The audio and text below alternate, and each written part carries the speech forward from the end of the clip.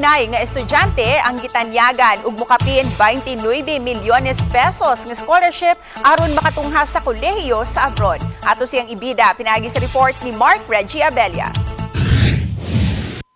Ang sakripisyo sa mga ginikanan aron makalingkawa sa kalisod, ang inspirasyon ni Ruth Ann Celones aron maningkamot sa kinabuhi. Pabalin-balihin sila og panimay og eskwelahan, apan bisan pa man ini, consistent honor student si Ruth Ann.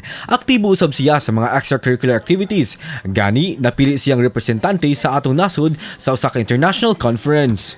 Last years, nung COVID po, by God's grace, I was given the chance to represent po actually the Philippines po sa Malaysia and Asia Youth Model United Nations po. So dun po nag-ignite yung love ko po for diplomacy. Karong mutungtong na siya sa kolehiyo, buot suklian ni Ruth Ann ang sakripisyo sa iyang mga ginikanan.